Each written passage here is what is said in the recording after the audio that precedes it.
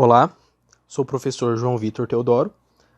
Nesta videoaula da disciplina de Fundamentos de Matemática, falarei sobre algarismo significativo, razão e proporção. Nós, professores de matemática, geralmente, ao apresentarmos um exemplo ou um conteúdo utilizando números, esses números são considerados exatos, ou, em tese, não apresentam erro de mensuração, pois são apenas valores hipotéticos. Entretanto, na prática, ao aplicarmos os nossos modelos matemáticos para resolver problemas do nosso redor, necessitamos efetuar algumas medidas, e para tal, são associados os erros de medida. Assim sendo, cada valor tem a sua aproximação, ou um erro associado. Como exemplo, faremos a mensuração do comprimento de um prego, por meio de duas réguas, uma régua graduada apenas em centímetro e uma segunda régua graduada em milímetros também. Assim sendo, por meio da régua que mede em centímetros, podemos verificar que o comprimento do prego varia entre 3 e 4 centímetros. Portanto, garantimos o valor 3 em sua medida de comprimento e devemos chutar um segundo dígito. Neste caso, podemos chutar 3 centímetros, 7. Neste caso, temos um valor com dois algarismos significativos, o 3 e o 7, porém, o 3 é um dígito certo, temos a certeza de que esse dígito está correto, e um dígito duvidoso, que é o 7, aquele que chutamos. Já utilizamos uma segunda régua graduada, além de centímetros, também em milímetros, podemos verificar que o comprimento deste prego varia entre 3 centímetros e 6 milímetros e 3 centímetros e 7 milímetros, ou equivalente entre 3,6 e 3,7 centímetros. Para tal, podemos garantir, então, que esses dois dígitos estão corretos.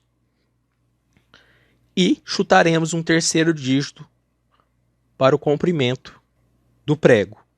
Podemos chutar, por exemplo, o valor 5. Então, neste caso, utilizando uma régua com uma graduação em milímetros, podemos garantir 3 algarismos significativos, com 2 deles exatos, o 3 e o 6, e um duvidoso.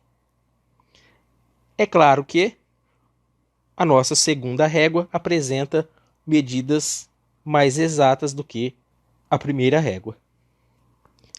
Mesmo transformando as unidades de medida, como por exemplo 3,65 centímetros em milímetros, 36,5 milímetros, ainda assim temos 3 algarismos significativos, com 2 deles exatos e um duvidoso. Além disso, caso ocorra a inserção ou a representação deste número com zeros à esquerda, esses zeros à esquerda não são contabilizados como algarismos significativos, apenas os valores 3, 6 e 5.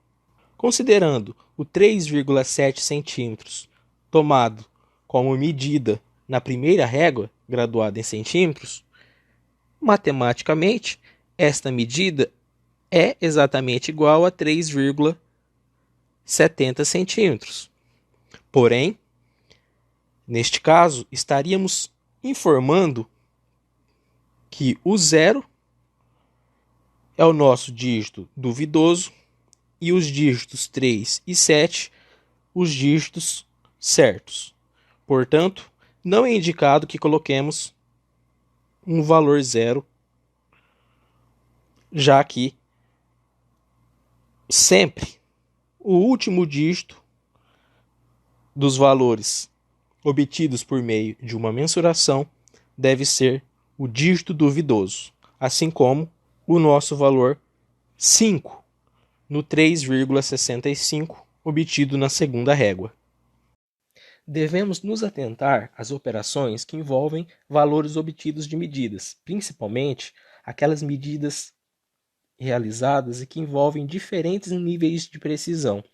Vamos considerar aqui, como exemplo, 3 medidas de volume, dadas em litro.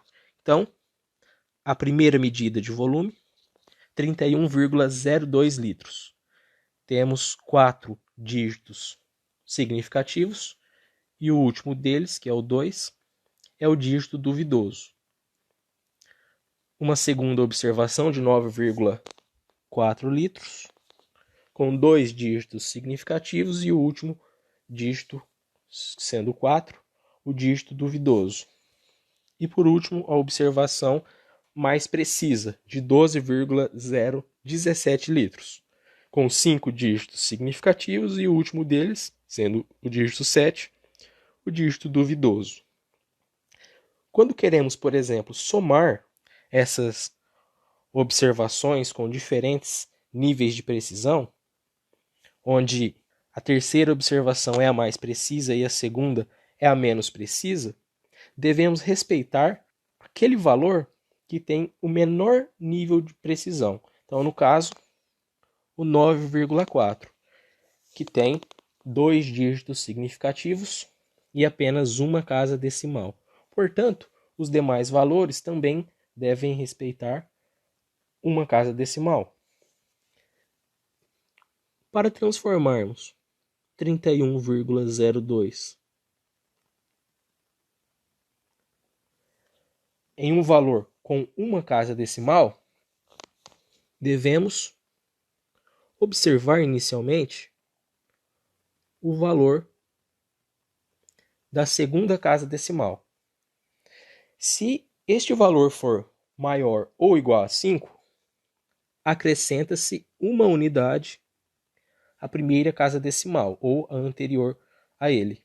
Caso seja menor que 5, que é o nosso caso, pois temos o 2, então simplesmente descartamos esta segunda casa decimal. Descartamos o 2. Então, temos aqui, para utilizar na operação, 31,0 litros. A nossa segunda observação, que é 9,4, já está com uma casa decimal, então permanece da forma original. Já a nossa terceira observação, de 12,017, tem 3 casas decimais, porém precisamos deixá-la com uma casa decimal também. Para isso, efetuamos aquele mesmo procedimento. Como queremos deixar uma única casa decimal, veremos o valor da casa decimal logo à direita. Se este valor for maior ou igual a 5, somamos uma unidade na primeira casa decimal. Então, se ao invés de 1 fosse 5, 6, 7, 8 ou 9, nesse dígito aqui, esse 0 receberia uma unidade, ficando então a versão aproximada 12,1. Como temos o valor 1, que é menor que 5, então simplesmente apagamos esse valor, deixando simplesmente 12,0. Ficando então 12,0 litros. Agora, basta somar da forma convencional.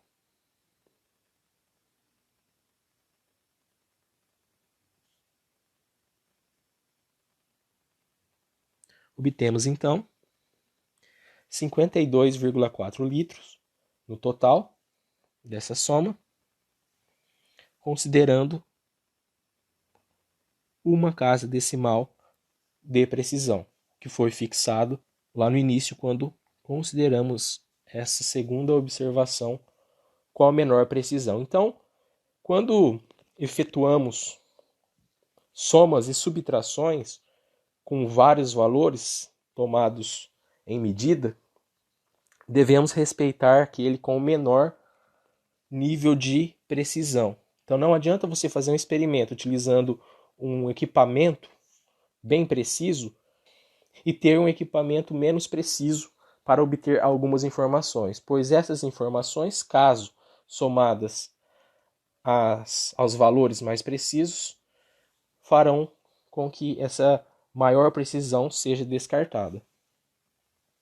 Caso queiramos multiplicar ou dividir duas ou mais medidas com diferentes níveis de precisão, como exemplo, queremos calcular a área desta região retangular, em que um dos lados foi tomado o comprimento de 72,01 km e outro lado foi tomado o comprimento de 31,7924 km. Sendo assim, a precisão do valor 31,7924 é maior do que aquela tomada e obtida 72,01 km, onde o 72,01 tem 4 algarismos significativos, de modo que o último deles, o 1, é o algarismo duvidoso, e o 31,7924 tem 6 algarismos significativos, e o último deles, que é o 4, é o algarismo duvidoso. Ao multiplicarmos esses dois valores para calcular o volume, obtemos o resultado de 2.289,370.724 quilômetros quadrados. Devemos considerar a menor quantidade de dígitos significativos dentre as medidas tomadas originalmente. Então, aqui, como temos 4 dígitos significativos e aqui temos 6, consideraremos o mínimo dessas quantidades. Então, consideraremos 4 algarismos significativos. Então, teremos 1, 2, 3, 4. Os dígitos a partir do 3 serão descartados, fazendo aquela observação. Esse 3 é maior ou igual a 5? Em caso positivo, apagaremos esse dígito e os demais à sua direita e acrescentaremos uma unidade ao dígito anterior. Porém, neste caso, 3 é menor que 5. Então, simplesmente apagaremos esse dígito e os demais à sua direita. Aqui, como não há nenhum dígito após a vírgula, podemos até apagar a vírgula, resultando então em 2.289 quilômetros quadrados. Sendo assim, o dígito duvidoso, o 9, e os nossos dígitos 2, 2 e 8 são os dígitos corretos.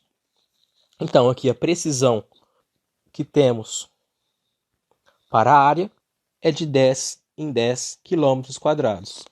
A partir de unidades de quilômetro quadrado, já temos um algarismo duvidoso associado. Agora falarei brevemente sobre razão.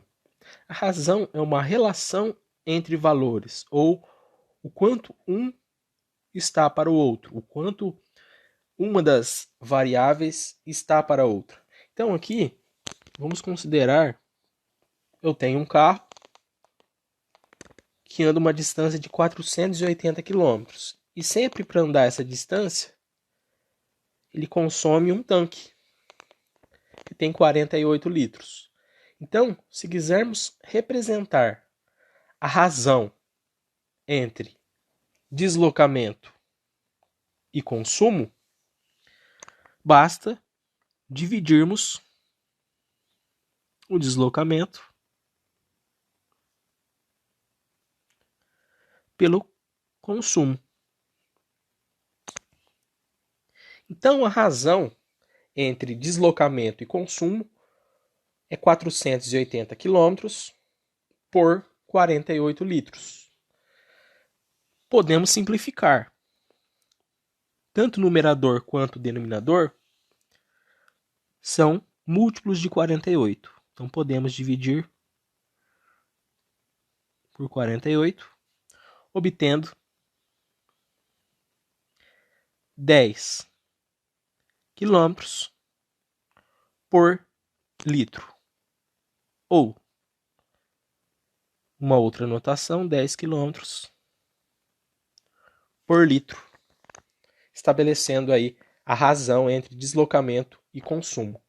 Também podemos descrever como 10 km, 2 pontos, 1 litro. Também representa a razão, deslocamento por litro.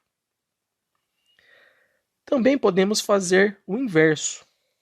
Podemos representar consumo por deslocamento, que é a relação inversa. Então, se queremos a razão de consumo por deslocamento, temos a razão de 48 litros por 480 quilômetros. Também efetuando a simplificação, dividindo ambos por 48,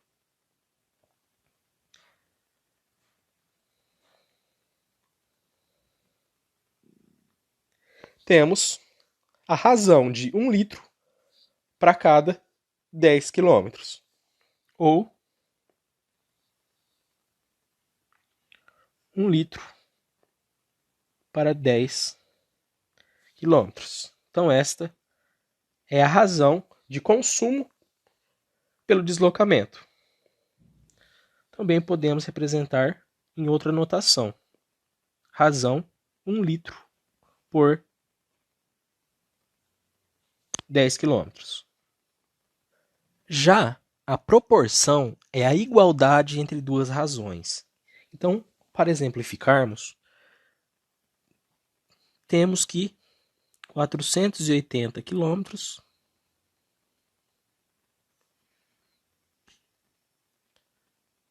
estão relacionados diretamente a 48 litros de combustível, pois com 480 quilômetros o consumo é de 48 litros. Então podemos igualar a uma outra razão, quilômetro por litro.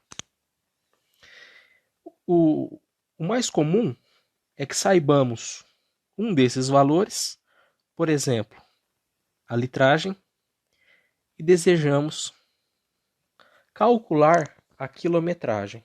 Então, os dados que temos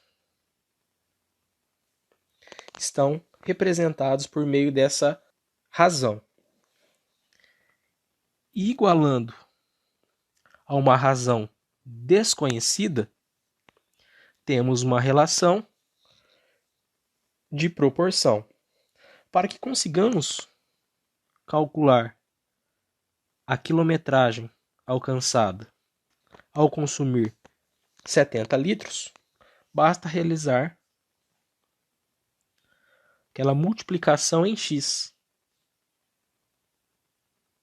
Ou seja, 480 vezes 70 tem que ser igual a 48 vezes x. Como queremos saber o valor de x, devemos isolá-lo nesta equação. Então, basta dividir por 48 em ambos os lados da expressão. Então, x é igual a 480 vezes 70 dividido por 48. 480 dividido por 48 é 10. Então, temos 10 vezes 70 igual a 700. Logo, o valor de x, ou a distância percorrida, considerando 70 litros de combustível, é exatamente 700 quilômetros. Existe uma segunda forma de resolução de tal situação-problema, mais prática e que nos auxilia a identificar se a relação entre essas duas variáveis é diretamente ou inversamente proporcional. Então, para isso, vamos considerar duas colunas. Uma primeira com uma das variáveis e uma segunda com a outra variável. Podemos escolher aqui, sem distinção, quilometragem na primeira e litragem na segunda. Além disso, vamos colocar duas linhas. A primeira linha apresentando uma situação e a segunda linha uma segunda situação. A primeira situação, já temos os dois dados, tanto de litros quanto de quilômetros. Então, sabemos que conseguimos andar 480 quilômetros com 48 litros. Já uma segunda situação faz parte do problema que gostaríamos de resolver. Sabemos que temos 70 litros e queremos calcular quantos quilômetros conseguimos andar com essa litragem. Além disso, iremos até a coluna que tem todos os dados. Então, no nosso caso aqui, é a segunda coluna que tem todos os dados informados.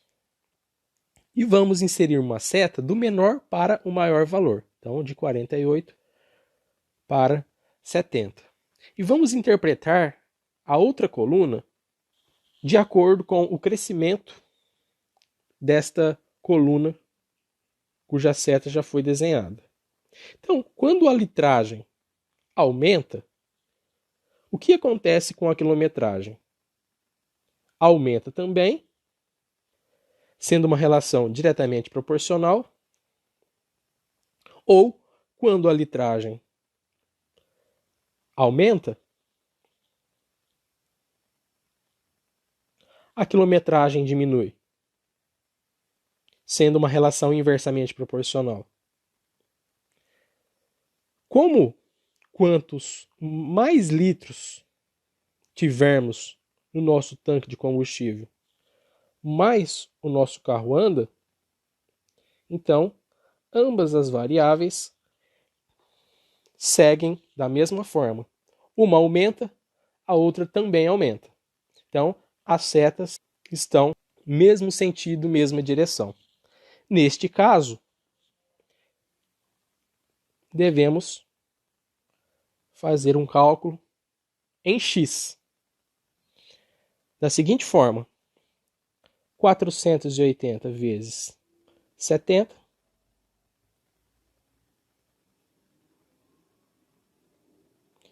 é igual a 48 vezes x.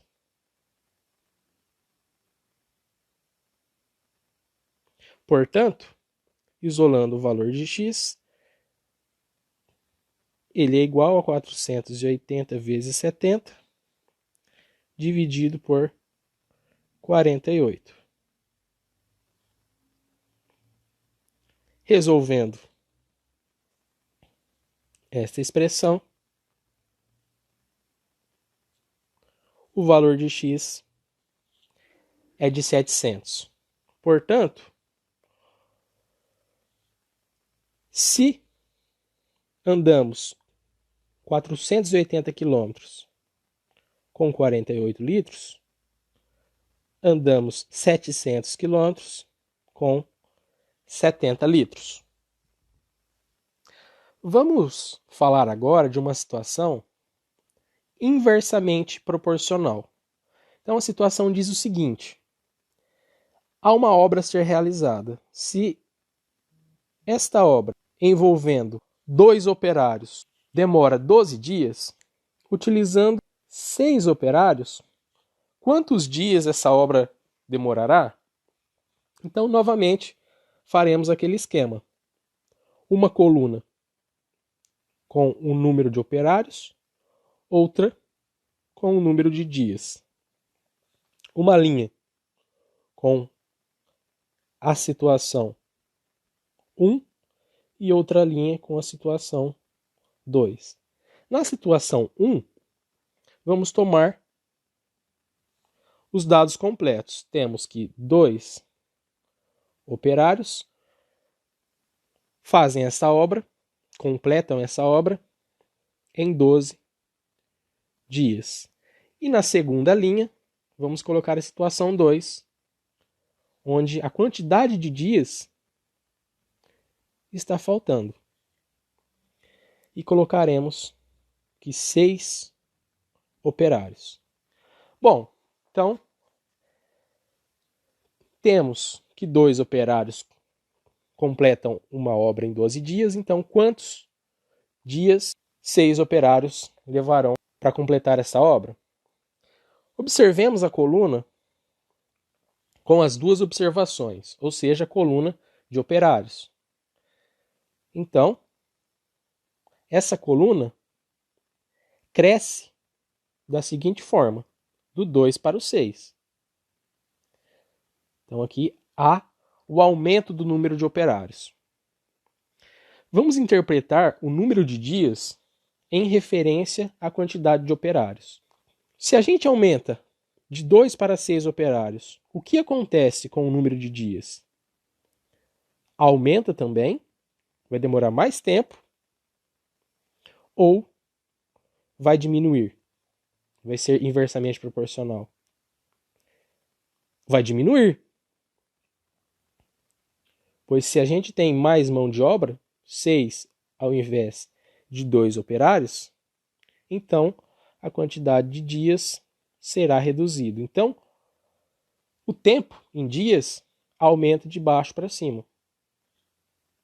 Então, o nosso valor de x será menor do que aquele 12 dias que foi o tempo utilizado por 2 operários. Nesse caso, quando há uma seta para cima, outra para baixo, ao invés de multiplicarmos, como no caso anterior, em cruz, ou em x, multiplicaremos cada valor ao valor correspondente que está ao seu lado. Então, 2 vezes 12 igual a 6 vezes x. Portanto, isolando o x para resolver a equação, x igual a 2 vezes 12 dividido por 6, que é igual a 4. Portanto, o nosso valor de x é igual a 4. Concluindo, se 2 operários demoram 12 dias para efetuarem uma obra, 6 operários demorarão 4 dias. Então, temos um caso aí de 2 variáveis ou 2 grandezas inversamente proporcionais. Identificamos isso por conta dessa seta. Então, percebemos que quando substituímos o 4 aqui, essa seta realmente aumenta de baixo para cima. Basicamente era isso que eu gostaria de estar falando com vocês neste vídeo. Espero que as informações aqui faladas sejam úteis. Um grande abraço e até o próximo vídeo.